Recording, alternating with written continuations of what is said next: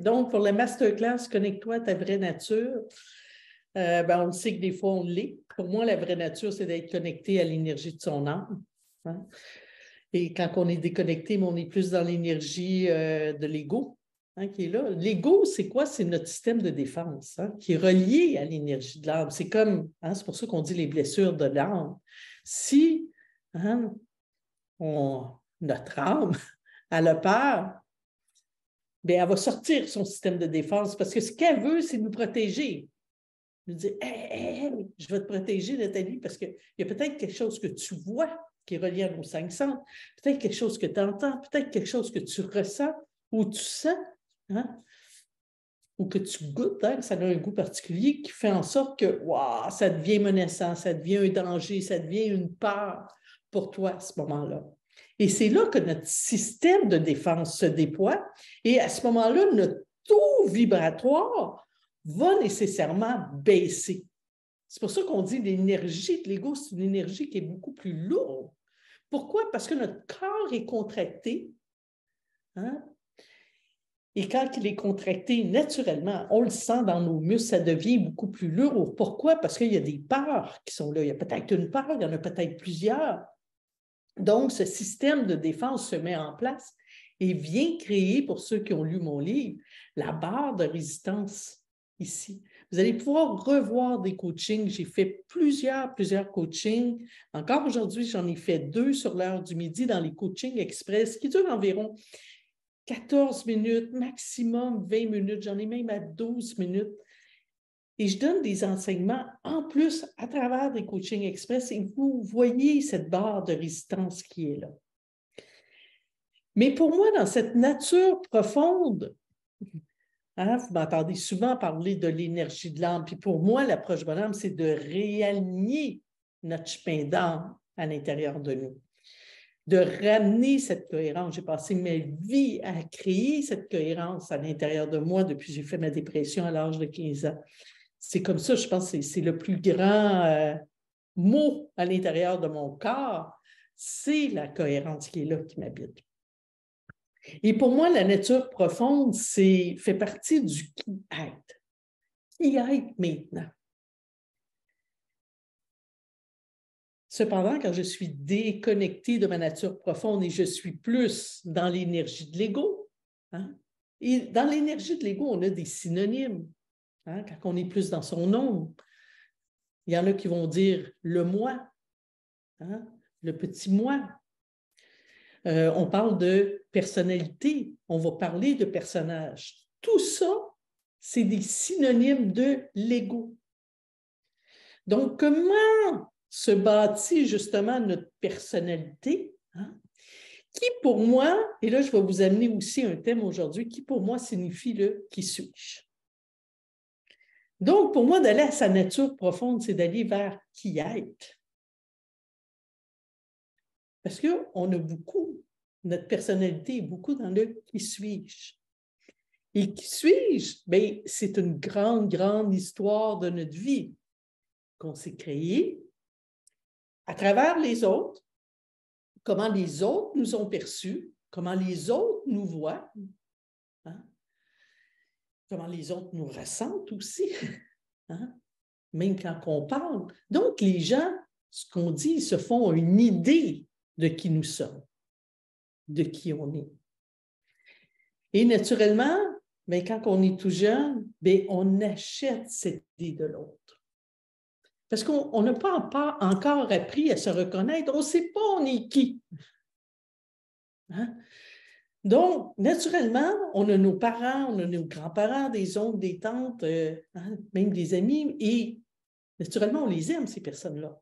Donc, on a une confiance en eux. Et nous, ce qu'ils nous disent, mais c'est vrai. Donc, on achète cette vérité de l'extérieur. Donc, notre personnalité se bâtit aussi à travers les regards des autres. Et donc, ce mot de perception est tellement important et qui vient déterminer ce qui suis-je. Donc, dites-vous que on arrive au monde, même dans le ventre de notre mère, naturellement, on peut avoir des blessures. Il y a déjà un qui suis-je qui peut émerger. Comme moi, hein, je l'explique dans mon livre, la peur de déranger. Un frère plus vieux, une sœur plus vieille, c'est moi, c'est ma perception. Hein, parce qu'on sait maintenant, ça a été prouvé scientifiquement par justement le docteur Chaberlan qui a fait des études pendant des années aux États-Unis pour justement, hein, son grand questionnement de la vie, c'est est-ce que les fœtus ont un état de conscience? Et lui, ça a été confirmé que oui, on a comme fœtus un état de conscience. Donc, à ce moment-là, moi, c'est ma perception. Quand j'ai fait du cheminement, du développement personnel, je suis revenue dans cet état-là et c'est ce qui a émergé. Dans cette peur de déranger parce que j'ai cru. Est-ce que c'est vrai, c'est pas vrai? Je ne sais pas. J'ai cru que j'étais un bébé accident. Donc, à ce moment-là, cette peur de déranger, même à ma naissance, m'habitait. Donc, il y a déjà eu une partie d'ombre à l'intérieur de moi qui s'est manifestée. Mais ça, c'est une partie parmi. Hein? À l'intérieur de moi, il y a cette peur de déranger. Comme je vous dis, c'est une partie à l'intérieur de moi. Mais en même temps, il y a une grande partie de lumière qui est là aussi. Mais il y a déjà un nœud qui se crée à l'intérieur de moi. Et quand je retombe dans cette peur, mais je tombe justement dans l'énergie de l'ego. Hein, et ça fait des siècles que ça a été l'énergie de l'ego. Les gens, quand ils nomment l'énergie de l'ego, c'est la blessure de notre âme. C'est qu'on est ici, puis là, il y a une peur qui se manifeste. Donc, mon taux vibratoire baisse parce qu'il y a une peur, comme je vous disais au tout début, le corps se contracte. Hein? Quand on parle de contraction, donc quand elle se manifeste à l'intérieur de moi, je suis en contraction. Et là, j'ai une énergie qui est lourde. Et j'active mon système de défense à l'intérieur de moi. Pourquoi? Pour me protéger.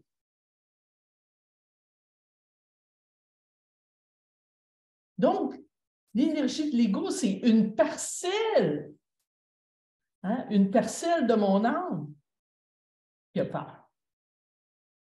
Il me rend plus lourd, fait baisser mon taux vibratoire. Donc, quand je vous parle du qui suis-je, mais moi, j'ai commencé déjà à me déterminer un qui suis-je.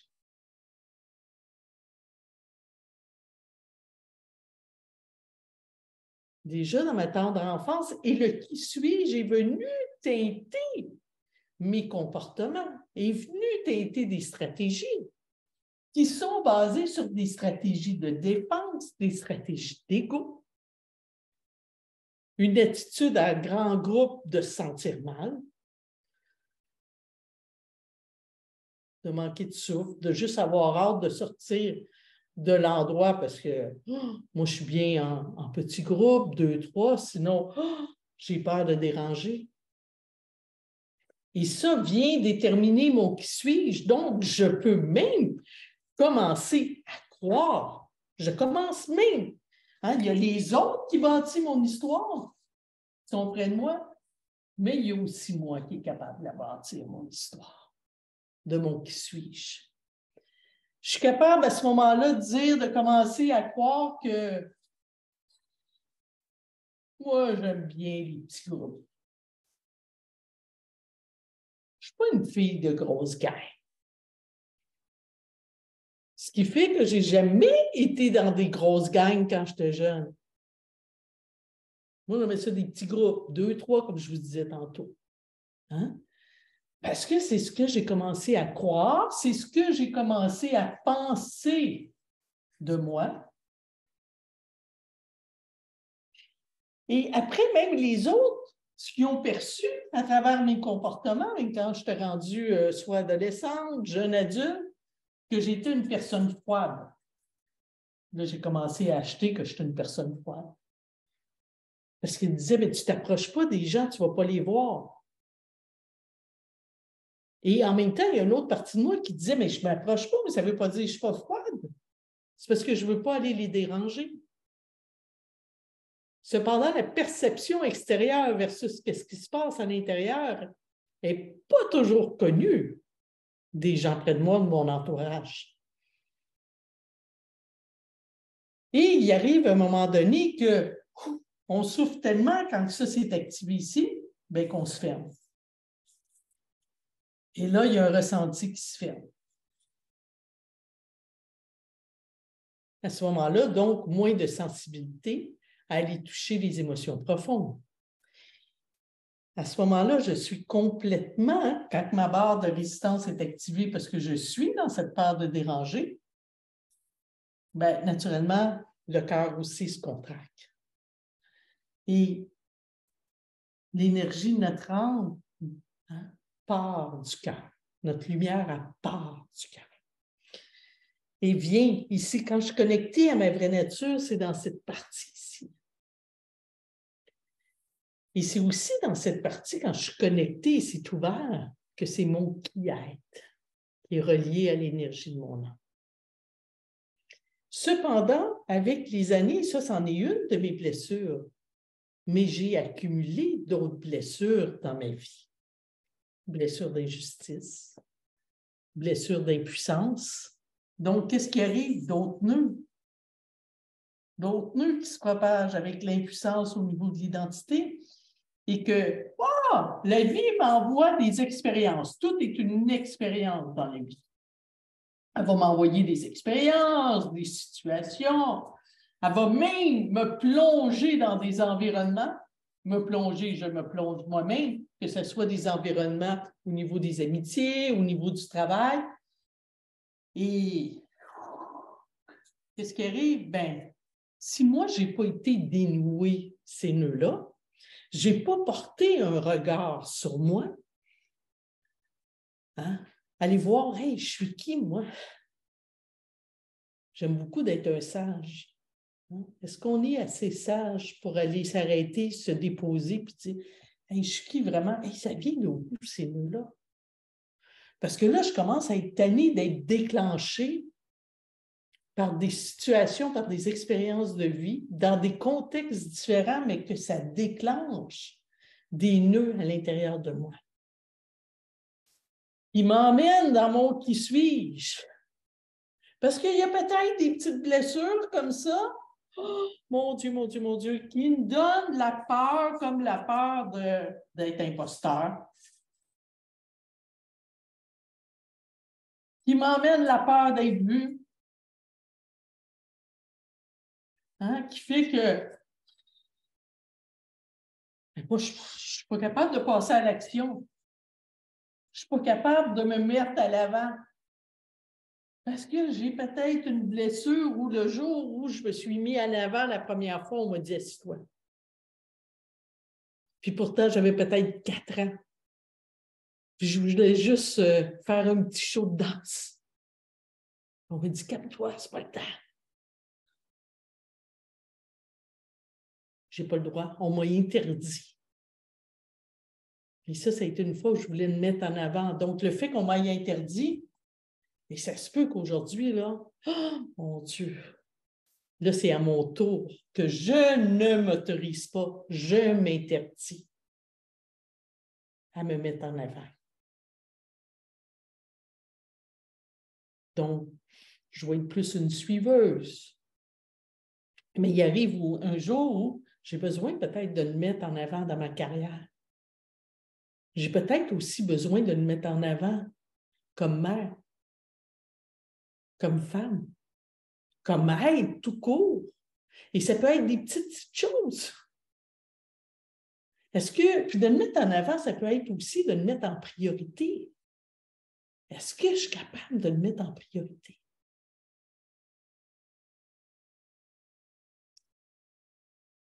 Et quand on est dans notre qui suis-je, Hein, parce que c'est aussi les gens près de nous qui nous ont mis des étiquettes. Hein, je donne souvent l'exemple, hein, si on me dit « t'es gentil, toi tu pleures pas », mais moi je vais y croire que je suis gentil.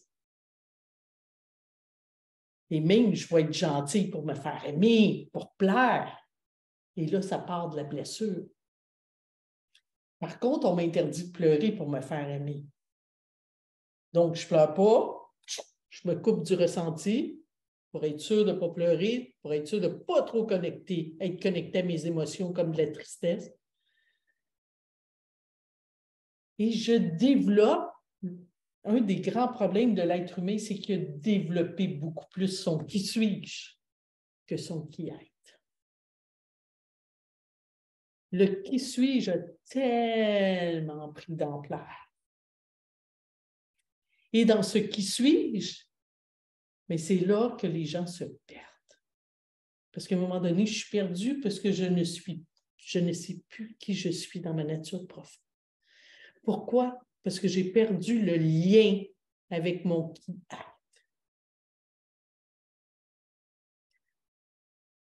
Parce que le qui suis-je, il nous raconte tellement d'histoires.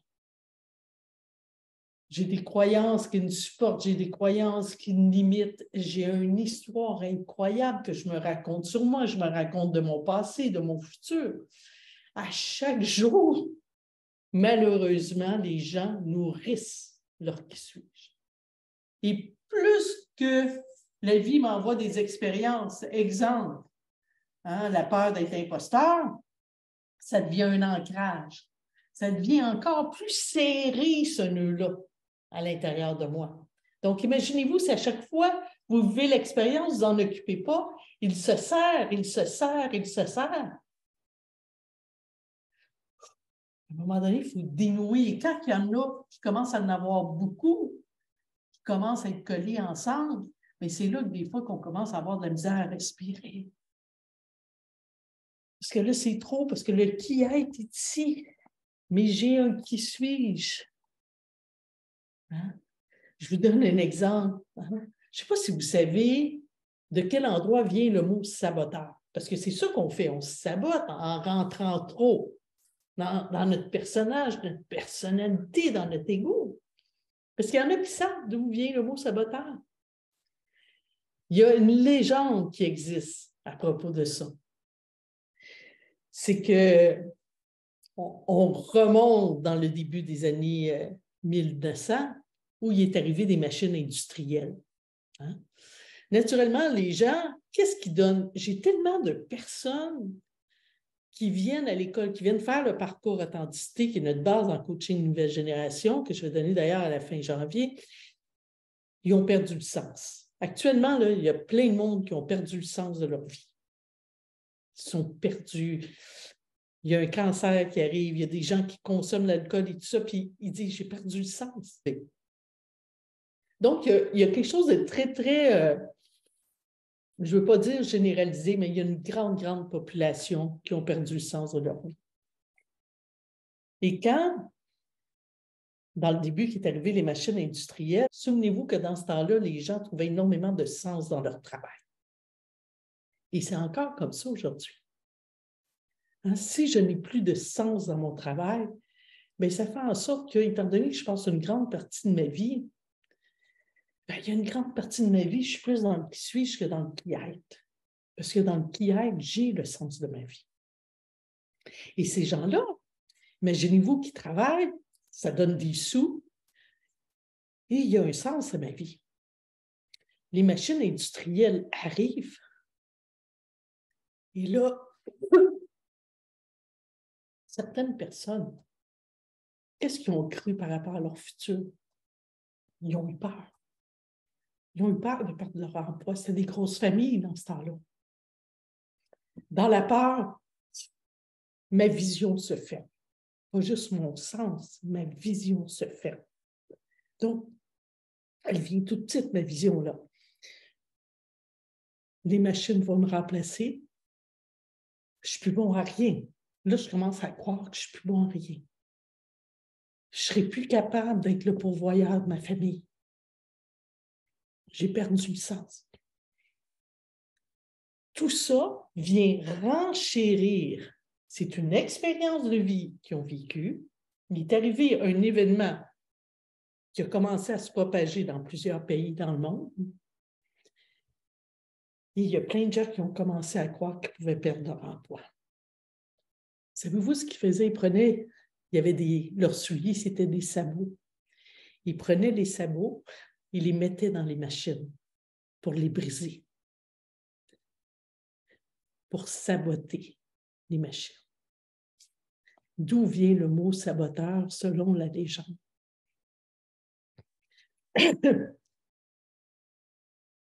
Et savez-vous quoi? Dans le fond, l'être humain, ce qu'il fait, quand il reste dans son qui suis-je, il est en train de mettre un sabot à l'intérieur de lui. Il se coupe de son humanité, comme avec les machines. C'est la même chose.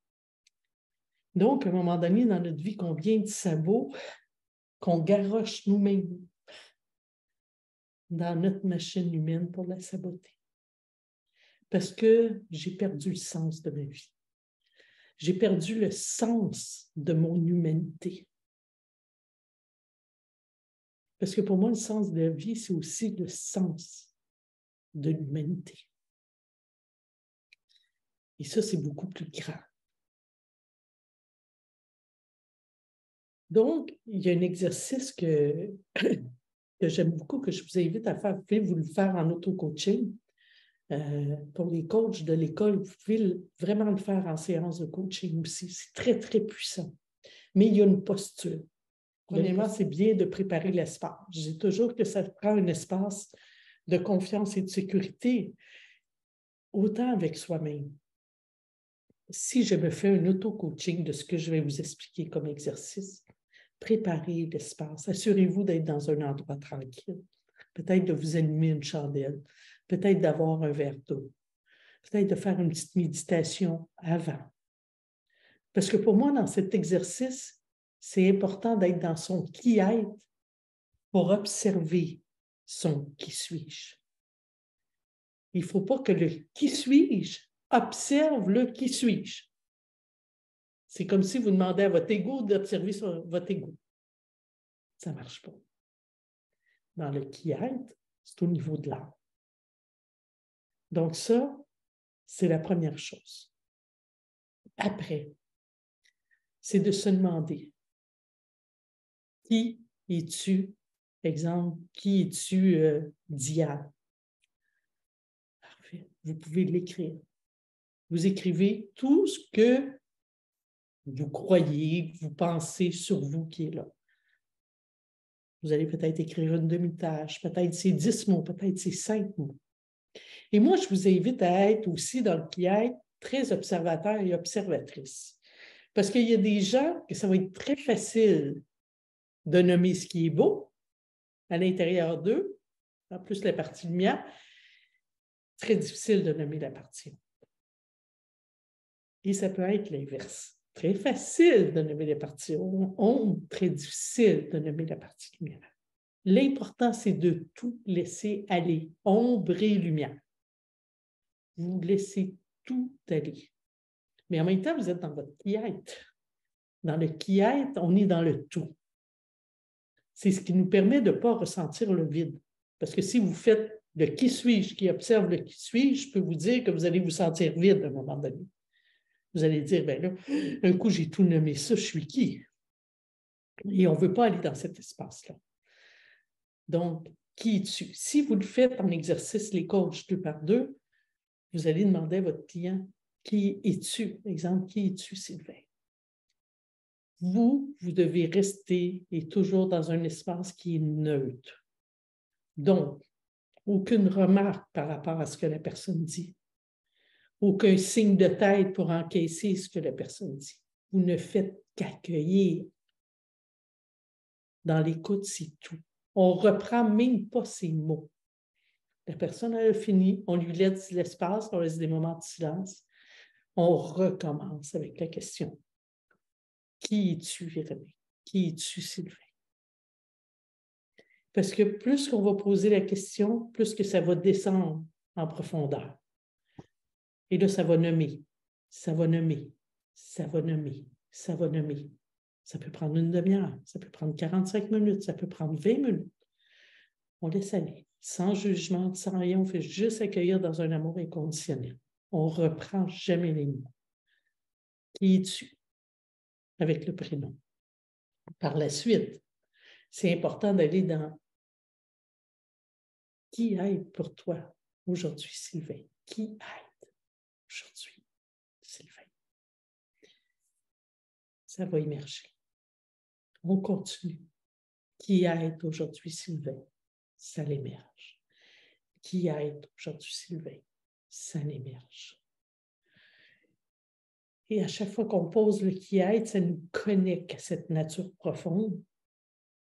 Et là, ce qui est important, s'il y en a qui ont mon livre et que vous l'écrivez parce que vous êtes en train de vous faire un auto-coaching, je vous invite à retourner voir. Vous avez à l'intérieur les 7 niveaux de conscience dans le corps. Vous avez plein de vidéos sur YouTube où je les explique très bien.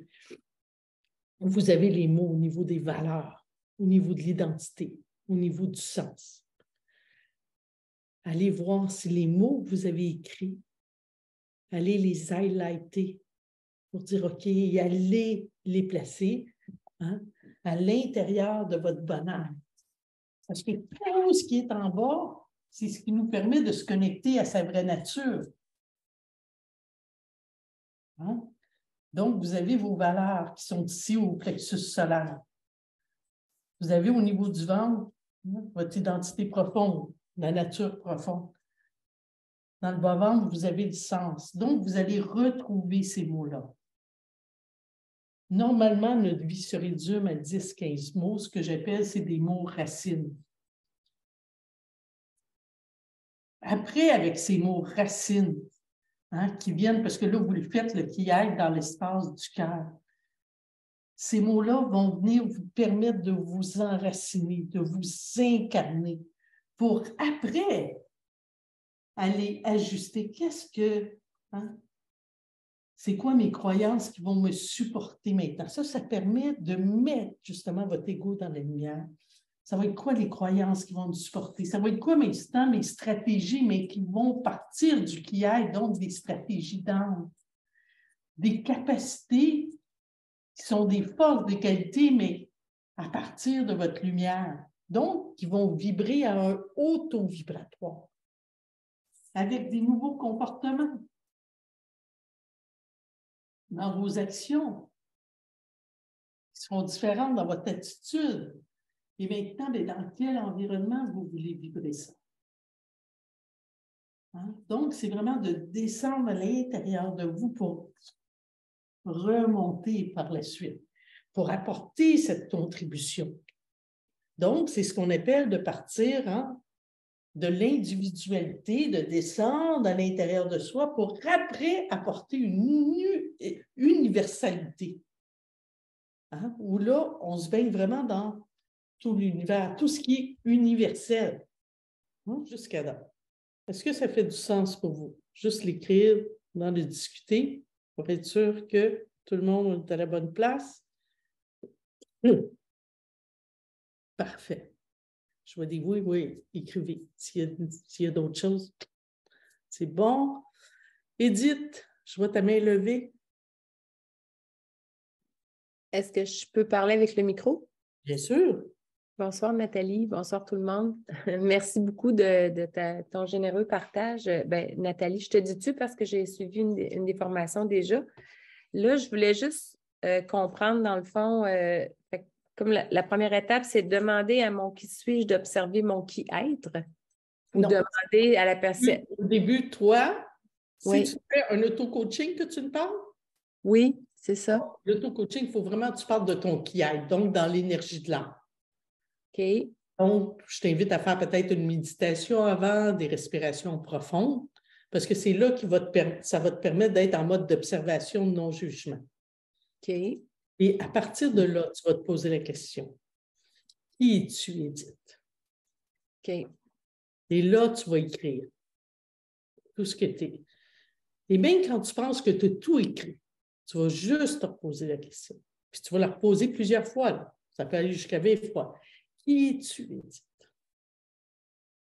Tu vas écrire encore. Qui es-tu, Edith? Et là, justement, la différence entre qui suis-je et qui être, c'est ça, c'est que... Là, dans le premier, qui es-tu, tu vas tout aller chercher le qui suis-je. Donc, ton côté ombre, ton côté lumière. OK.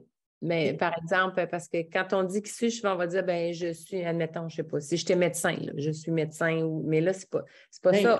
Ça peut être, je suis médecin. Oui, tu laisses tout sortir. OK. Ça peut être, je suis médecin, je suis sensible, je suis une mère de famille, je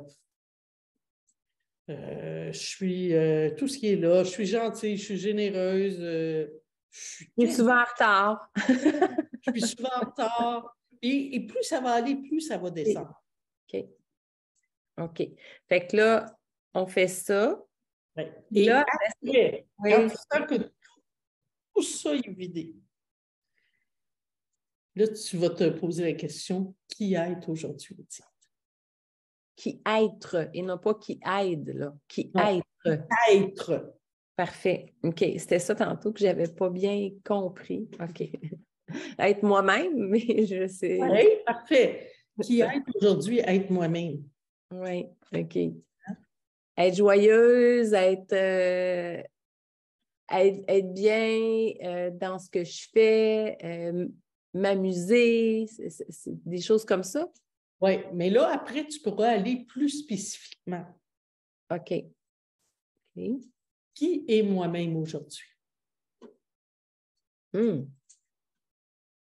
Grande question. Tu veux vraiment aller toucher à ta nature profonde que tu as mis de côté.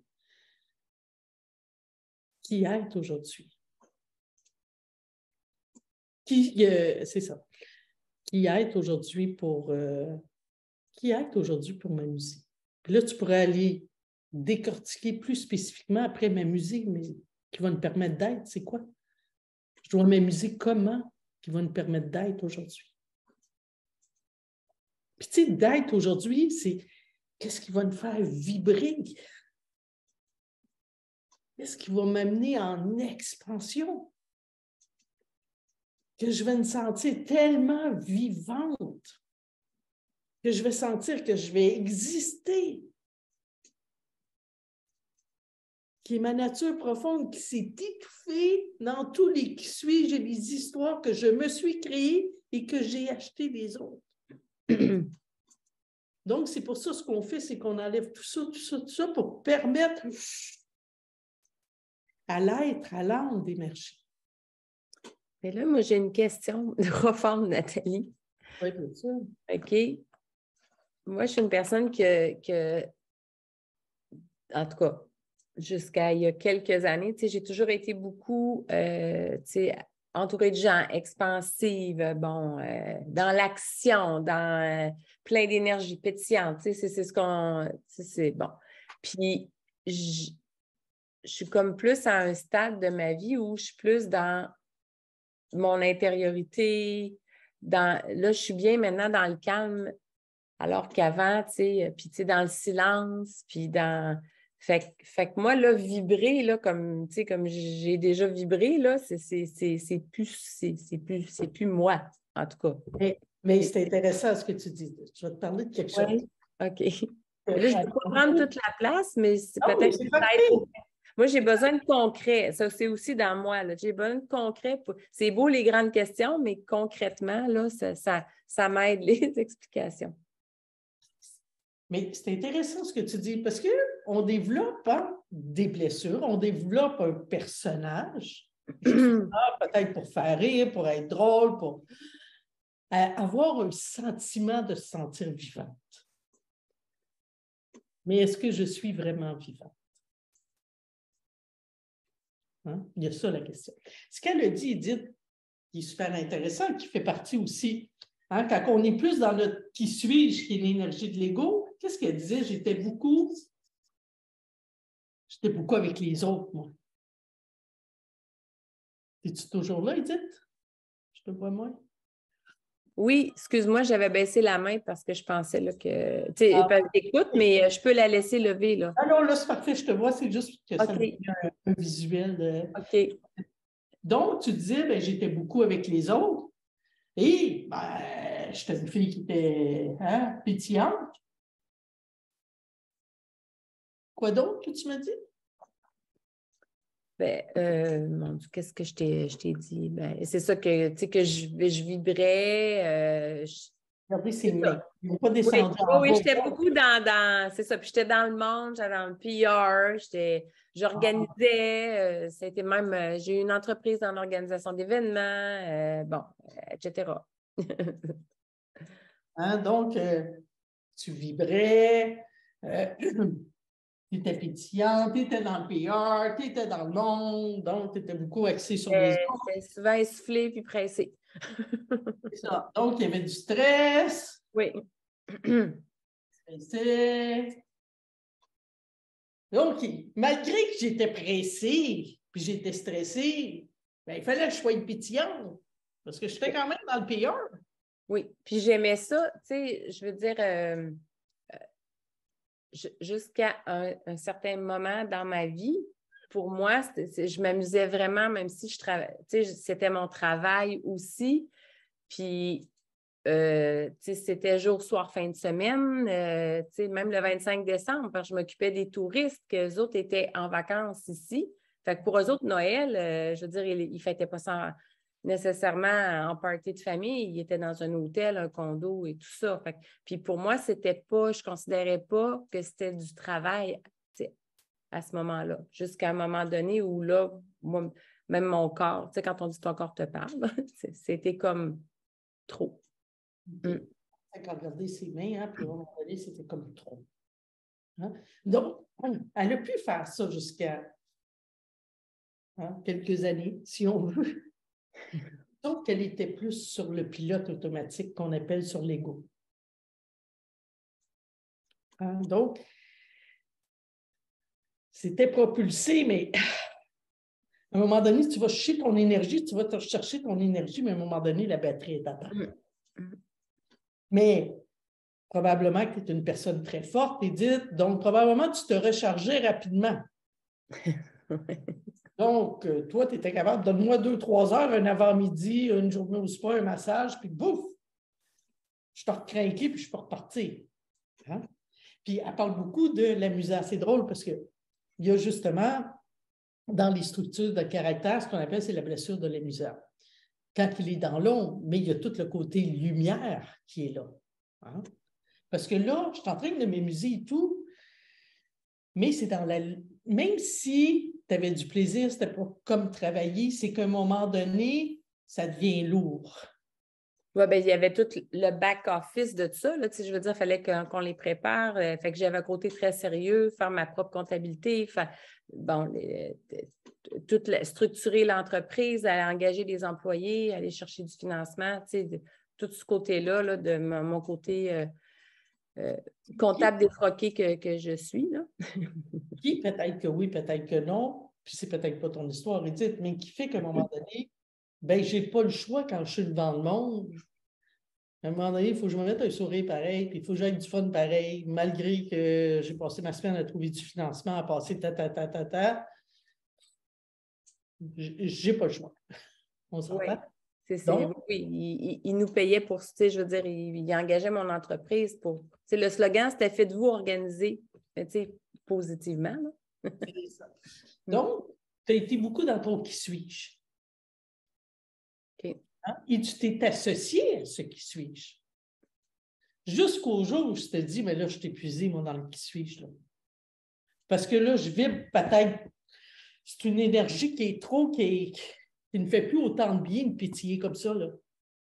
Puis à un moment donné, d'être dans le monde, là, c'est comme. Là, j'ai comme besoin de me retrouver. Là, tu avais comme, quand on dit le cri de l'âme, il te criait, là, puis là, ton corps aussi s'est manifesté. Parce que dans ce moment-là, veux pas, tu étais en période de contraction. Le stress fait monter les hormones de stress dans le corps. Ils sont juste en haut des reins. Il crée cette barre-là qui fait qu'à un moment donné, je manque de souffle. Je ris là, parce que j'ai fait une pyélonéphrite, une infection au rein. Tu dis, ouais, OK. Parce qu'à un moment donné, c'est comme le corps, il n'est même plus capable parce que c'est trop une énergie qui est forte et qui est lourde. Donc, c'est pour ça, à un moment donné, si on n'est pas capable d'arrêter par soi-même, mais ça va passer par le corps. Puis il va envoyer des signaux, puis à un moment donné, on n'a pas le choix de s'arrêter. On est en train de vivre ça, soit qu'on va à l'hôpital, il y a quelque chose, mais le corps nous dit, il faut que ça l'arrête, là, parce que là, ça vient toucher quelque chose de trop important, qui est peut-être ma vie. Hein? Et là, qu'est-ce qui est arrivé? C'est là que, ici, ça criait, là. Hein, quand je dis le qui est, lui, il est ici, là. Notre âme est ici. Là, tu étais beaucoup dans le qui suis-je. Mais je pensais d'être dans mon qui être. Bien sûr.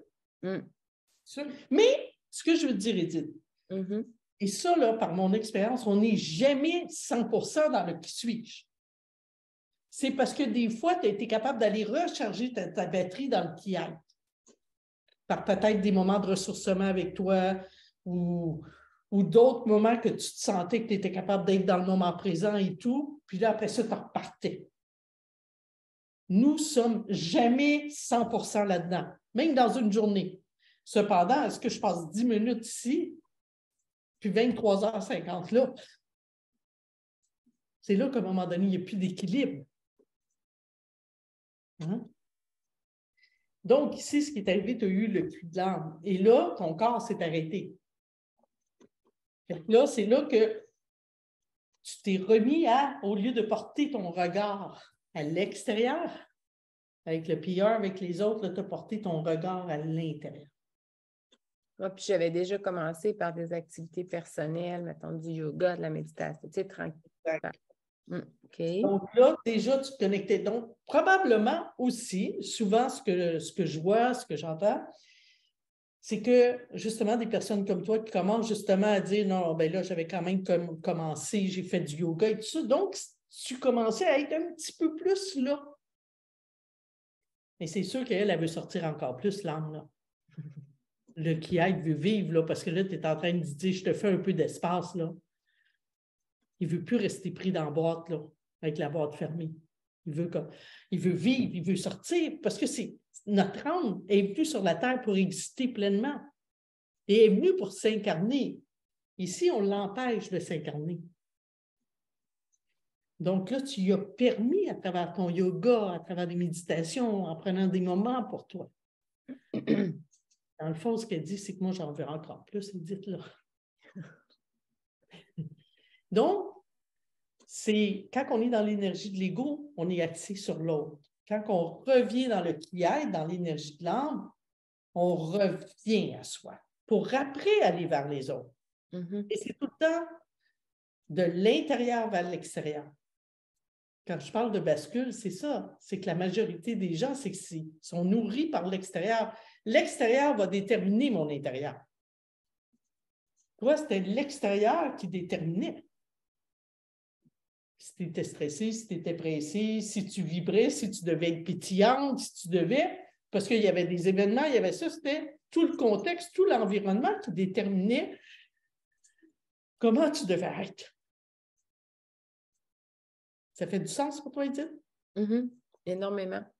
Donc, tu as repris le pouvoir sur ta vie à ce moment-là. Là, tu es revenu de l'intérieur à l'extérieur. Donc, c'est sûr que si tu te retournes là, tu es capable encore de vibrer là, mais là, tu n'as plus le goût de vibrer comme ça. Cependant, maintenant, tu vas vibrer à un autre taux vibratoire qui est beaucoup plus haut. Parce que je peux vibrer très haut dans l'énergie de l'ego, mais c'est une énergie incohérente. C'est ce qu'on appelle, on peut avoir du bêta bas. L'énergie de l'ego, on est dans le bêta. Ça, c'est des scientifiques qui ont... On a des noms déterminés selon les taux des vibrations. Donc, on peut avoir un bêta bas, qu'on n'est pas nécessairement mais en dedans, là, je suis stressée, je suis pressée, mais ça ne paraît pas parce que moi, j'ai plus les dents serrées, puis j'ai plus le corps raide, puis je suis figée, mais ça ne paraît pas. Ça doit être pour ça que j'ai une plaque occlusale maintenant. Je serrais trop des dents. c'est bon. Donc, ça serait un bêta bas. OK. Mais tu as le bêta haut, ça va être yeah, yeah, yeah, yeah. Mais c'est encore incohérent. Je ne suis pas dans la cohérence. Là, je vis plus à l'horizontale qu'à la verticale, l'enlignement. C'est pour ça que tantôt, tes mains arrêtaient là.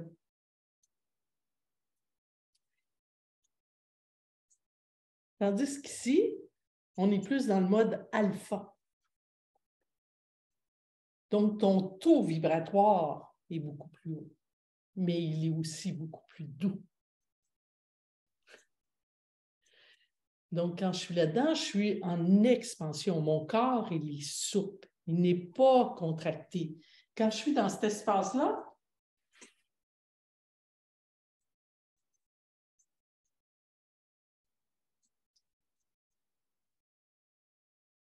mes blessures ici, même si je ne les ai pas nécessairement nettoyées, ne sont pas activées. Ne sont pas activées par l'extérieur parce que mon regard premier est à l'intérieur de moi. Parce que c'est quand on vient les toucher, c'est quand soit quelqu'un vient les toucher ou une expérience ou une situation par rapport à ce que je vois ou ce que j'entends de quelqu'un qui vient me réactiver. Là, mon ego se manifeste. Et peut-être, Edith, tu sais, par rapport à ton pétillant, mais peut-être que même tout jeune, tu étais pétillante comme ça, puis tu étais aimée quand tu étais pétillante. Mais quand j'étais jeune, je voulais être missionnaire, mais en tout cas. C'est intéressant. Ou travailler dans une bibliothèque. Et ça, quand tu dis quand tu étais jeune, tu avais quel âge environ? Oh mon Dieu, j'étais au primaire chez les sœurs, là, puis moi, je trouvais ça donc beau, là, qui était missionnaire, puis j'allais aider la religieuse dans la bibliothèque, puis camper les petites cartes, puis les livres, puis c'est ça, oui. Puis aujourd'hui, ben, professeur... À l'ado? Pardon? À l'adolescence? À l'adolescence, à un moment donné, il y a eu un switch, puis là, c'était plus... J'étais une adolescente quand même sérieuse, là, tu sais, peut-être parce que dans les valeurs de la famille, c'était tu travailles, tu sais, déjà. Tu sais, moi, à 15 ans, j'étudiais et je travaillais, mettons, pendant que mes amis allaient en ski, c'est ça. Fait que c'est le côté un peu... Regardez. Pas que je m'amusais pas, là, mais c'était... C'est le même son qu'elle disait quand elle était ici. C'est pas que je m'amusais pas. Mes amis s'en allaient en ski, moi, je travaillais comme ici, même le 25 décembre, je travaillais. Mais quand tout le monde s'amuse, moi, je m'amuse pas. Mais je m'amuse. Parce qu'on avait une belle gang au travail. Là. Puis après ça, on allait chez Dunkin' Donuts se manger des beignes là, quand on finissait de travailler. Mais bon. Ouais, mais tu comprends-tu dans ton qui suis-je? Il y a une ambiance aussi familiale qui était là, en lien avec le travail. Mais ce qui est intéressant, ce que je trouve beau, Edith, c'est que dans ta nature profonde, et c'est ça qu'on retrouve souvent, j'ai d'autres exercices que je fais faire, des fois, mais on n'ira pas là, mais c'est magnifique de demander à quelqu'un de faire un dessin de quand elle était enfant et de faire un dessin quand elle était adolescente. Parce que l'enfant est beaucoup plus proche de sa nature profonde. Parce qu'on a beaucoup moins de blessures d'accumuler. Donc là, peut-être que présentement, tu es beaucoup plus proche de la missionnaire.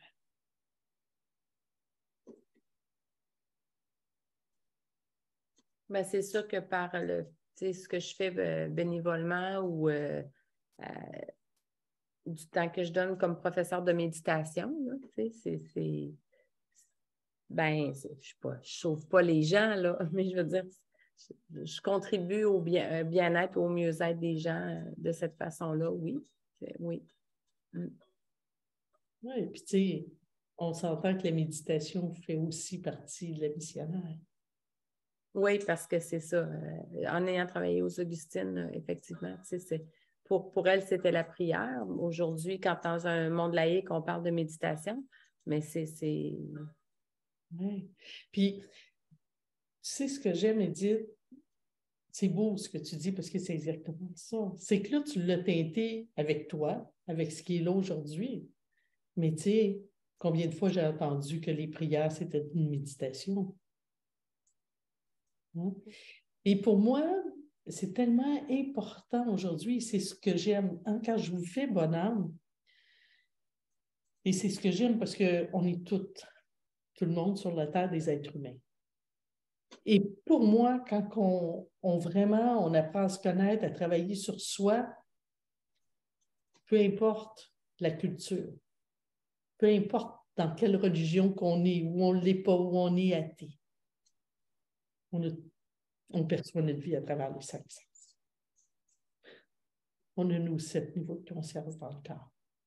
Ça, c'est universel pour tout le monde. Et ce que j'aime aujourd'hui, j'aime beaucoup le mot aussi, universalité. Universalité, pour moi, égale beaucoup la spiritualité. Ça veut dire que qu'est-ce qui m'éveille aujourd'hui? Et les arbres vont m'éveiller par rapport à ce que je vois. Un arbre qui peut être tombé sur un autre. Et ça vient éveiller quelque chose en moi. Donc, on a aussi accès à tout ça sans être mis dans une catégorie. Et ça, pour moi, c'est tellement important aujourd'hui. Et c'est ce que ça apporte de rentrer dans l'individualité et avec le sens qu'on remonte avec notre âme, c'est là qu'on s'en va dans l'universalité. Et d'être libre. On est libre que tout peut nous éveiller. Un enfant peut m'éveiller par un de ses mots. Edith peut dire quelque chose, ça va m'éveiller dans ma spiritualité. Ça va peut-être m'amener une réflexion. Je vais peut-être me déposer avec ça ce soir. Et ça, pour moi, c'est tellement important. Nous sommes libres et ça permet tellement de se connecter ensemble et d'enlever des barrières dans le monde, dans l'humanité. Donc, quand on peut se connecter à sa nature profonde et d'accueillir les autres aussi, bien, c'est extraordinaire ce que ça fait. Et peu importe la religion, peu importe la culture, peu importe. Est-ce que je peux me laisser éveiller par un mot, par un passage, par un sourire, par des yeux, par un ressenti, par la nature, par un animal? Pour moi, c'est ça la spiritualité aujourd'hui.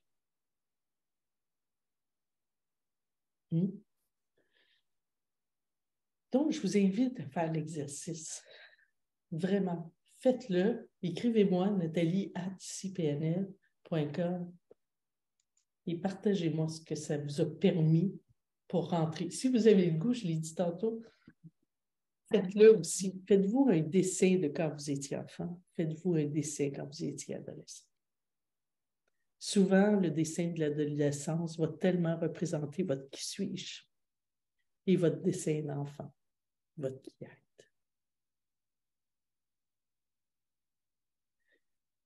Et n'oubliez pas que c'est votre âme, le qui êtes, qui doit observer le qui suis-je, qui est notre personnalité, notre partie de l'ego, tout ce qu'on s'est construit comme personnage, comme personnalité pour survivre, mais qui n'est pas notre nature profonde. Sylvie Bernard? Oui, en fait, je voulais juste... Tu m'entends? Oui, je t'entends bien, okay. Sylvie. En fait, je voulais juste valider si j'avais bien compris les blessures, là, les gros points bleus que tu faisais, là, elles restent toujours là. Non, tu peux les dénouer. Non.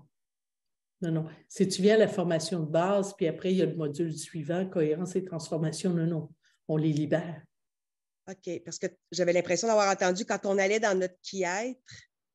Ah, ben oui, dans notre qui-être, ils ne sont pas là, mais sauf qu'à un moment donné, on ne veut pas tout le temps que, parce qu'on entend un mot, une affaire, parce qu'on a comme une autoroute, des ancrages corporels et dans notre cerveau, qui va venir réactiver ces blessures-là. Parce que c'est sûr, plus que tu es dans ton âme, ils ne sont pas là, ils ne sont pas activés. Mais cependant, on vit dans un monde de relations. Donc, c'est Allez, sûr réactiver, là. qu'ils vont se réactiver. OK. Mais ce qu'on veut, c'est aller les dénouer. OK. Et on veut surtout aussi aller dénouer ton corps pour qu'il soit en expansion et qu'il soit souple. Parce que quand on regarde plein de personnes qui sont rigides, c'est parce qu'il y a des nœuds puis ils n'ont pas. Là, des fois, on se prend les épaules hautes, on est comme ça. Ben, c'est parce qu'il y a de quoi dénouer. Parce que la vie va tout le temps nous ramener des expériences de vie. Ça va être des répliques de quand on était jeune. De cette petite boule-là, si tu veux, qui est partie comme ça, qui était peut-être juste un point, mais à un moment donné, elle nous renvoie des répliques. Donc, elle grossit, elle grossit, elle grossit, elle grossit, elle grossit, elle grossit. À force de marcher dessus. Et il arrive un temps où on se dit, mais moi, je suis tannée, je n'ai plus le goût d'avoir ça, on a la peur de l'imposteur. J'ai plus le goût d'être dans l'impuissance. J'ai plus le goût de ressentir de l'humiliation, de vivre du rejet, de l'injustice. J'ai plus le goût de ça. Et c'est là que c'est important d'aller faire une introspection et de s'arrêter. Merci. Bon, merci. Est-ce qu'il y a d'autres questions avant qu'on arrête?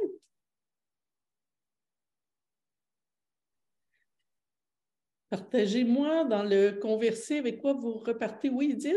Avec quoi vous repartez de cette masterclass? Excuse-moi, quand tu dis, Nathalie, là, la base, là, c'est le parcours authenticité que j'ai fait. Oui. C'est ça? OK, oui, c'est bon. Du parcours authenticité. Oui. Okay. Mais si tu n'as pas fait cohérence et transformation, tu n'es pas obligé de praticien. Moi, je t'invite à le faire. Parce qu'il y a une suite tellement logique et tu vas tellement les libérer encore des choses, là. OK. Oui, juste faire ce module-là. Un autre 2 jours. Ouais, là, celui que vous nous aviez parlé dans le parcours authenticité qui suivait, là. Oui, qui est la suite cohérence et transformation. Tu peux juste prendre ce module-là. Ça, OK. Donc, c'est beau. Merci beaucoup. Merci.